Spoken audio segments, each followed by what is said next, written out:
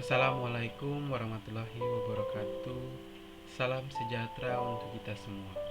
Shalom. Om Swastiastu, Namo Buddhaya, salam kebajikan. Salam sehat untuk kita semua.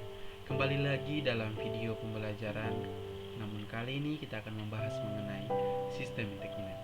Sebelum masuk kepada pembahasan, perkenalkan, saya Yehezkiel Melko Profesi, salah satu mahasiswa dari Fakultas Kesehatan Program Studi Ilmu Keperawatan Universitas Kristen Indonesia Maluku pada tahun 2021.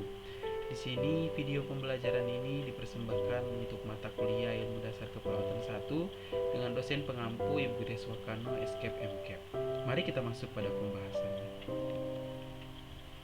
Di sini kita akan membahas mengenai definisi sistem integumen, anatomi dan fisiologi sistem integumen, penyakit pada sistem integumen, dan faktor serta penyebab dari penyakit yang menyebabkan kerusakan atau jaringan pada sistem integumen itu sendiri. Kita masuk pada pendahuluan. Kulit merupakan sistem organ tubuh yang paling luas ya teman-teman, yaitu 15% dari berat tubuh dan luasnya 1,50 sampai 1,75 meter persegi. Rata-rata tebal kulit 1-2 mm, namun pada beberapa bagian, misalnya seperti telapak tangan, juga telapak kaki, merupakan lapisan kulit paling tebal yaitu 6 mm, dan pada penis yaitu lapisan kulit paling tipis dengan ukuran 0,5 mm. Kulit membangun sebuah barir yang memisahkan organ-organ internal dengan lingkungan luar dan turut berpartisipasi dalam banyak fungsi tubuh yang vital. Kulit bersambung dengan membran mukosa pada ostium eksterna sistem digestivus. Kulit juga merupakan cermin dari kesehatan seseorang secara menyeluruh, dan perubahan yang terjadi pada kulit umumnya berhubungan dengan penyakit pada sistem organ lain. Kita masuk pada definisi dari sistem integumen. Apa sih sistem integumen itu? Integumen berasal dari bahasa Latin yaitu integumentum yang berarti penutup. Sistem integumen adalah sistem organ yang membedakan, memisahkan, melindungi tubuh terhadap lingkungan sekitar. Sistem ini meliputi kulit, rambut, kuku, kelenjar keringat, dan produknya. Namun pembahasan kita kali ini akan berfokus pada kulit, rambut, dan kuku. Selanjutnya, apa pentingnya ya sistem integumen itu untuk manusia? Pertama, sistem integumen penting dalam proses perlindungan tubuh dari ancaman eksternal. Yang kedua, sistem integumen penting dalam menjaga keseimbangan suhu tubuh dan produksi vitamin D. Yang ketiga, sistem integumen penting sebagai sistem sensori tubuh atau indera peraba atau indera perasa dan pembentuk respon imun bagi tubuh. Kita masuk pada pembahasan yang kedua, yaitu bagaimana anatomi dan fisiologi dari sistem integumen. Anatomi sistem integumen terdiri dari yang pertama ada kulit, rambut, dan kuku. Kita akan masuk pada pembahasan pertama, yaitu kulit. Kulit berbentuk padat, elastis, dan bersifat lembut tetapi juga tebal. Seperti tadi yang sudah saya jelaskan di pendahuluan ya teman-teman, ada beberapa bagian kulit yang memiliki ketebalan atau yang paling tebal daripada kulit lainnya. Kemudian, kulit terletak hampir di seluruh bagian tubuh dengan berbagai ciri khas. Misalnya ada ketebalan-ketebalan tertentu dan memiliki luas-luas yang berbeda-beda. Misalnya pada bibir, palpebra, dan preputium, telapak kaki dan telapak tangan memiliki ketebalan yang cukup tebal, misalnya 6 mm. Selanjutnya, struktur kulit sendiri terdiri dari lapisan epidermis. Teman-teman boleh lihat ini adalah merupakan lapisan epidermis atau lapisan paling luar. Kemudian selanjutnya ada lapisan dermis, lapisan tengah ini. Kemudian selanjutnya ada lapisan hipodermis atau lapisan paling bawah yang berwarna kuning ini teman-teman, yang merupakan tersusun dari sel-sel lemak. Dimana juga di sini akan terhubung dengan kelenjar keringat yang akan memulai proses pembakaran lemak itu sendiri sehingga terjadi produk atau pengeluaran produk berupa keringat. Lapisan epidermis merupakan lapisan kulit paling luar yang bekerja untuk melindungi struktur tubuh dari serangan mikroba dan benda asing lainnya. Lapisan epidermis terdiri dari dua lapisan utama, yaitu stratum corneum dan stratum malpighi. Di dalam stratum malpighi terdapat stratum lucidum, granulosum, spinosum, dan germinativum. Lapisan dermis merupakan bagian kulit yang terletak tepat di bawah epidermis, terdiri dari selaput kolagen elastin dan retikulin. Dan di lapisan dermis banyak terdapat pembuluh darah serta fungsi sensori. Seperti tadi yang teman-teman sudah lihat ya.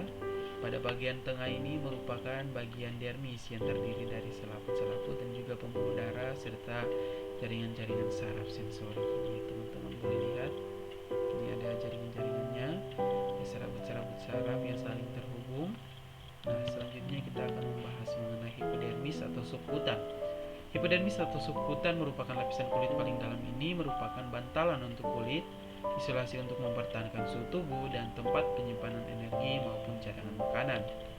Fungsi kulit sebagai proteksi atau pelindungan, absorpsi atau penyerapan air, ekskresi atau pengeluaran sisa-sisa saat metabolisme berupa keringat, pengaturan suhu tubuh, pembentukan pigmen, pembentukan vitamin D yang berfungsi untuk kulit dan juga untuk tulang, dan fungsi keratinisasi. Kita masuk pada anatomi yang kedua, yaitu rambut. Rambut berbentuk benang yang tumbuh di kulit dan terletak hampir di seluruh kulit. Rambut terletak atau muncul di epidermis, di mana letak yang paling dalam berada pada lapisan hipodermis atau subkutis atau subkutan yang berasal dari folikel rambut. Rambut sendiri memiliki struktur yang pertama, yaitu medula rambut, korteks rambut, dan juga kutikula. Fungsi rambut sendiri untuk melindungi kulit dari pengaruh buruk, misalnya alis mata melindungi mata dari keringat. Yang kedua, menyaring udara pada hidung. Yang ketiga, pengaturan suhu tubuh. Dan yang keempat, pendorong penguapan keringat. Yang kelima, indera peraba yang sensitif. Kita masuk pada anatomi yang ketiga, yaitu kuku. Kuku sendiri berbentuk gel lembut yang sudah mati dan kemudian terbentuk saat mulai tumbuh di ujung jari. Kuku terletak di ujung jari yang tumbuh dari proses keratin protein yang kaya akan sulfur. Struktur kuku sendiri terdiri dari matriks kuku, dinding kuku, dasar kuku, akar kuku, alur kuku, lempeng kuku, lunula, eponychium, dan hyponychium. Nah, ini ya teman-teman boleh lihat. Nah, ada eponychium, ada badan dari kuku tersebut, ada hyponychium, ada stratum corneum, dan ada akar dari kuku, ada lunula. Ya teman-teman, ada dasar atau free edge dari kuku itu sendiri. Kemudian selanjutnya fungsi kuku. Kuku berfungsi untuk melindungi ujung jari yang lembut dan penuh dengan jaringan saraf dan memekakan daya sentuh pada manusia. Baik, setelah kita membahas tentang anatomi dan fisiologi dari sistem integumen, kita akan masuk pada pembahasan selanjutnya ya teman-teman, yaitu penyakit apa saja yang dapat menyerang sistem integumen.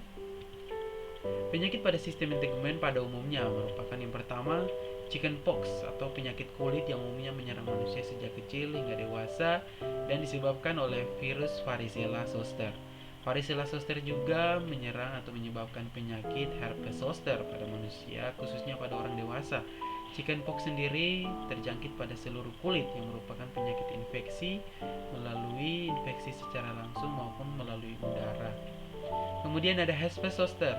Herpes zoster merupakan penyakit radang kulit akut yang bersifat khas, seperti timbulnya benjolan-benjolan atau biji-biji kecil yang menggerombol pada satu tempat tertentu, seperti gerombolan vesikel unilateral pada satu bagian kulit saja yang disebabkan oleh virus yang sama dengan chickenpox, yaitu varicella zoster virus. Selanjutnya ada impetigo. Impetigo merupakan penyakit kulit yang menyerang lapisan epidermis kulit disertai dengan penyakit penyerta seperti pediculosis, kabies, infeksi jamur, dan insect bites. Selanjutnya ada furunkel. Furunkel merupakan infeksi kulit akut dari satu folikel rambut dan jaringan di sekitarnya yang biasanya mengalami nekrosis disebabkan oleh Staphylococcus aureus. Ya, itu adalah beberapa penyakit pada sistem integumen. Ya, baik, setelah kita mengetahui beberapa penyakit yang menyerang sistem integumen, kita juga harus melihat penyebab penyakitnya ya teman-teman. Penyebabnya yang pertama ada pada gaya hidup sebesar 50%, di mana gaya hidup yang tidak bersih, gaya hidup yang kotor, sehingga menyebabkan mudahnya masuknya infeksi bakteri dan juga maksudnya infeksi dari virus. Kemudian yang kedua sebesar 30% adanya infeksi bakteri dan infeksi virus, serta ada terjadinya kerusakan kulit atau terputusnya integritas kulit akibat tusukan benda tajam maupun benda tumpul ataupun benda-benda yang keras. Kemudian selanjutnya adanya penyakit bawaan ataupun penyakit degeneratif atau penyakit genetik sebesar 20% pada manusia. Ya teman-teman, ada beberapa penyebab penyakitnya. Terima kasih sudah menonton video pembelajaran ini. Saya ucapkan terima kasih kepada teman-teman semua dan ibu dosen.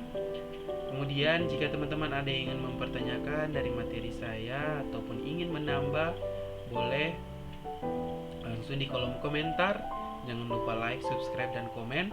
Dan juga satu hal terakhir yang perlu teman-teman ingat, bahwa kalau teman-teman ingin bertanya ataupun menyampaikan sesuatu, boleh sampaikan ke email saya maupun Instagram saya. Terima kasih.